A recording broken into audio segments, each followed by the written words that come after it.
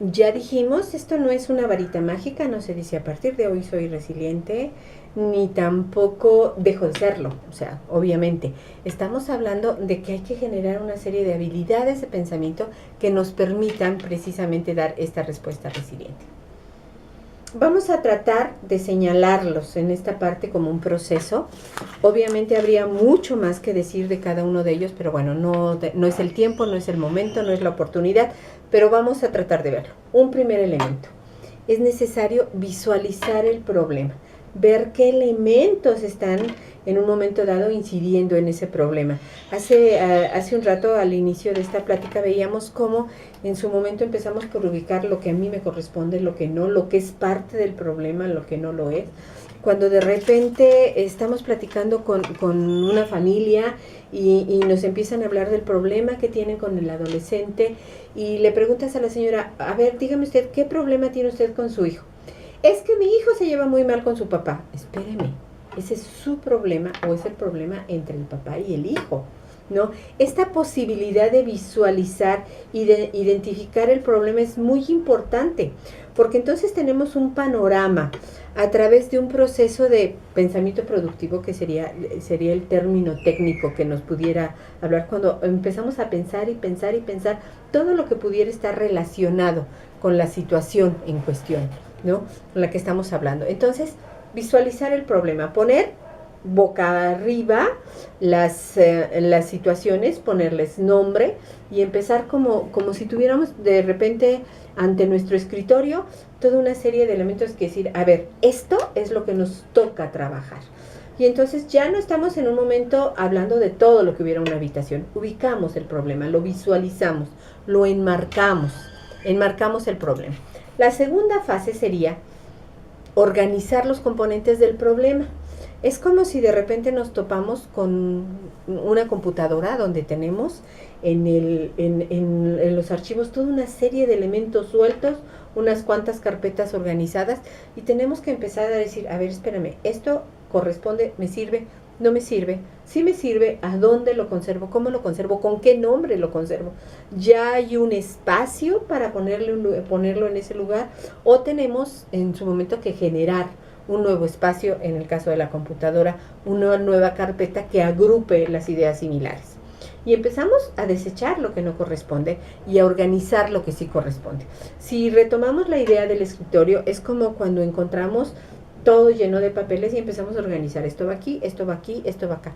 Y no solamente tenemos la posibilidad de acceder a la información, sino que este esfuerzo nos brinda las alternativas de espacios abiertos. Esos espacios abiertos ya nos dan, obviamente, opciones de solución. Pero es muy difícil encontrar opciones de solución cuando todo está desorganizado. Entonces, organizar los componentes del problema es una parte importantísima en este proceso. La siguiente estaríamos viendo la opción, más que la opción, la necesidad de comunicarlo, de comunicar las situaciones, hablarlo, escribirlo, mencionarlo. Aquí entra mucho la propuesta de los elementos necesarios del proceso de resiliencia que ya han estado retomando, sobre todo en las exposiciones del maestro, del compañero Jorge Montoya, cuando es tan importante decir qué pasó, cómo nos sentimos con lo que pasó y qué vamos a hacer. Esa necesidad de comunicarlo, esa necesidad de poner en palabras los hechos, los sentimientos y los proyectos, nos dan una visión realista. Tenemos que reconocer el enorme papel que juega el lenguaje en nuestro desarrollo intelectual. Recordemos que el lenguaje no solamente es la expresión de nuestras ideas, el lenguaje es inductor de ideas. Es un proceso constante que nos va permitiendo resignificar realmente las cosas, pero recordemos, al resignificar las planteamos de una forma diferente. Ok, entonces ya vimos el problema, organizamos el problema, lo que nos da alternativas de solución, somos capaces de ponerlo en palabras y lo compartimos. Eso es muy importante, pero hay un aspecto también de la resiliencia que debemos retomar y que tenemos que en un momento dado valorar en todo su gran significado. Hay que reconocer, tenemos que colaborar para que las personas vayan logrando reconocer que hay alguien a quien le importa lo que hacemos, que nuestros hechos trascienden a otras personas, que no estamos aislados, que cuando logramos no solamente brincar un obstáculo, o sea, eso es importante, y lo logramos y tenemos el apoyo, el aplauso, la caricia que en un momento dado esto representa, pero también la posibilidad de quitar el obstáculo, y que eso es importante y que nuestra vida trasciende. Y retomo esta parte porque de aquí surge otro elemento que es el de la tutoría resiliente. En un momento dado, ojalá se esperaría que este proceso, esta responsabilidad de respaldar los hechos de las personas, estuviera dado, sobre todo si nos referimos a los niños, estuviera dado en primera instancia por sus propios padres, los que biológicamente aportaron noblemente sus genes para que estas personitas nacieran. Y no digo personitas porque sean menos personas que otras, nada más es por su edad y condición. Pero en su momento ellos deberían ser los principales promotores, ese principal apoyo, el vínculo más importante de esa tutoría resiliente. Desgraciadamente hay ocasiones en las que esto no sucede, mucho más veces de lo que quisiéramos, pero bueno, esto no sucede. Pero hay otras alternativas. Es la alternativa que tenemos los maestros, que tenemos la familia extensa, los tíos, los abuelos, los hermanos, todos que tenemos esta posibilidad de impactar y generar nuevos vínculos en la vida de los niños y en la vida de los adultos también. Pero entonces es reconocer que hay alguien a quien le importamos.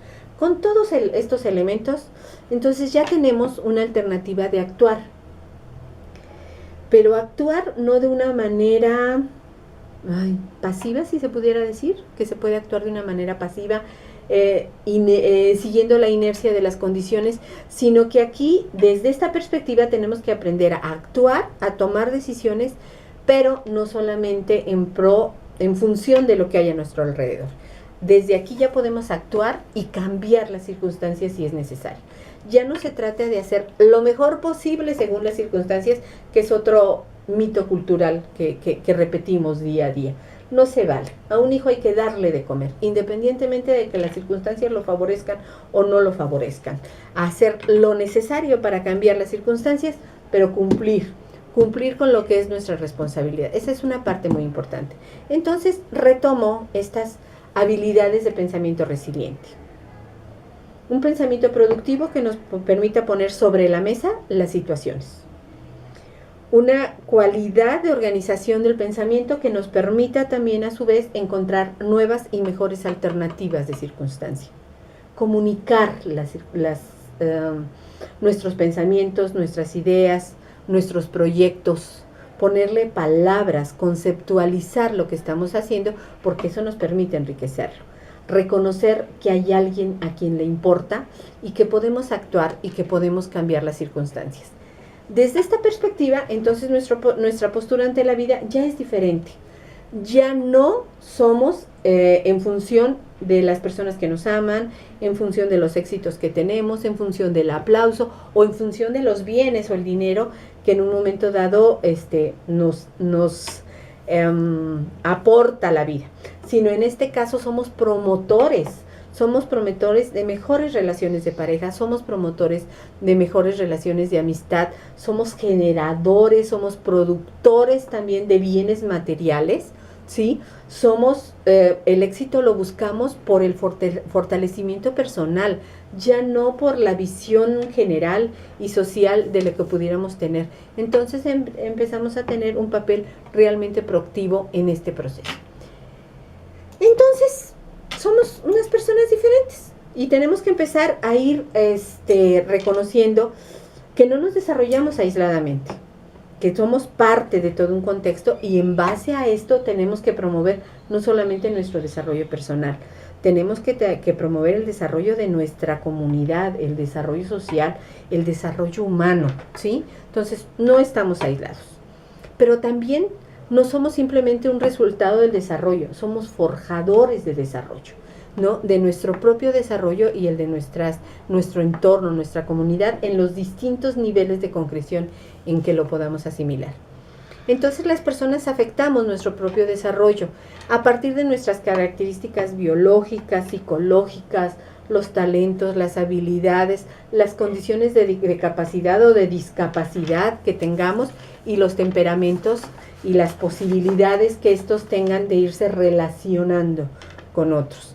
Entonces, empecemos a escribir nuestra historia, asumamos la responsabilidad de hacerlo.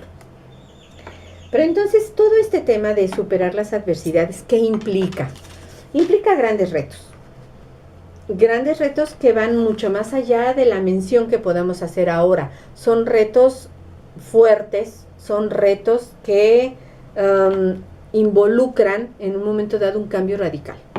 ¿Cuáles son estos? Ir de la limitación a la motivación. Ya no partir y centrarnos una y otra vez en ese análisis de las limitaciones que como personas tenemos. Vamos a ver, podemos tener, ¿qué les parece? Vamos a jugar a los números. Podemos tener un 20, 30, 40% de nuestras posibilidades. Estamos limitados en hacer otras cosas. Pues con ese porcentaje, con esa limitación, puedo avanzar. Esa es una fuente de motivación. Y no estamos hablando de la motivación que tanto se maneja en la psicología y en el ámbito empresarial y demás. No solamente no estamos hablando de la motivación extrínseca, estamos hablando de la motivación intrínseca, pero con un sentido de trascendencia, más allá del momento. No son las ganas de levantarme, gritar y cantar, es la convicción de que podemos vivir cantando. Un segundo reto, tenemos que entonces que partir del hecho de romper la visión de la espera y empezar a manejarnos a nivel de la búsqueda. Ya no podemos tener ese papel pasivo o de actividad supuesta, sino ya es la generación de un papel proactivo donde personal, culturalmente podemos ir a la búsqueda de una nueva forma de vida. Implica también, en un punto más, dejar ese sentido de la culpabilidad y empezar a trabajar y a mantenernos en el sentido de la responsabilidad. Nos han dicho una y otra vez, sobre todo en el ámbito de la religión, el manejo de las culpas. Es como si trajéramos a la espalda un costal lleno de piedras y vamos por la vida una y otra. Y lo peor no es eso, sino que además de que lo vamos cargando, le vamos poniendo piedras al que se nos ponga enfrente. Y ni siquiera le quitamos una nuestra y se la damos. No, la compartimos. Tenemos, o sea, ni siquiera nos quitamos una carga para brindar la otra. Mantenemos nuestra carga y buscamos la manera de darle una carga nueva al que estamos enfrente. Vamos rompiendo esa visión de la culpabilidad y vamos empezando a asumir una postura de la responsabilidad, que hace rato les mencionaba. La responsabilidad no es hacer las cosas lo mejor posible dadas las circunstancias. La responsabilidad es hacer lo que se tiene que hacer y cambiar las circunstancias que se tengan que cambiar. Pero hacerlo, cumplir, esa tendría que ser nuestra ley de vida. Y por otro lado, y resumiendo tal vez un poco los puntos anteriores, es ir rompiendo esa visión de ir de la recepción de la vida, esperar que la vida nos vaya llegando, a su momento empezar a generar nuevas condiciones de vida, nuevos proyectos de vida, abrir puertas, establecer nuevas relaciones. Entonces, el mayor de los retos es romper el paradigma de la recepción y empezar a trabajar en la generación de una vida diferente, la generación de cambio, mi cambio, del fortalecimiento de mi identidad, pero siempre en función del grupo al que pertenezco. Creo que el tema de la resiliencia, como ustedes ya se habrán dado cuenta y lo han visto a lo largo de todas estas sesiones, es un tema que da mucho del cual hablar. Que se puede abordar desde distintas perspectivas, que se han ido generando toda una serie de modelos. No es una situación novedosa, se le está poniendo nombre, se le está organizando, pero forma parte de nuestra vida cotidiana. Sin lugar a dudas, como les mencionaba, hay mucho más que hablar. En este momento vamos a tener que quedarnos con esta pequeña visión, con esta breve aportación que con mucho gusto y con mucho orgullo contribuyo en este Seminario Internacional de Resiliencia, y la invitación a que se trabaje, sobre todo en esta perspectiva, no solamente de ir superando las adversidades y de asumir estos retos como personales, sino también asumir el reto de promover la resiliencia en todos los ámbitos, de todas las formas posibles, respaldando proyectos, asumiendo nuevos proyectos como propios y vivir en este sentido ese superarle las adversidades con el mayor grado de identidad, como una parte fundamental de nuestra identidad, pero también en este sentido de pertenencia a los distintos grupos en los que estamos. Muchísimas gracias por su atención y espero la oportunidad de vernos en otra ocasión. Gracias.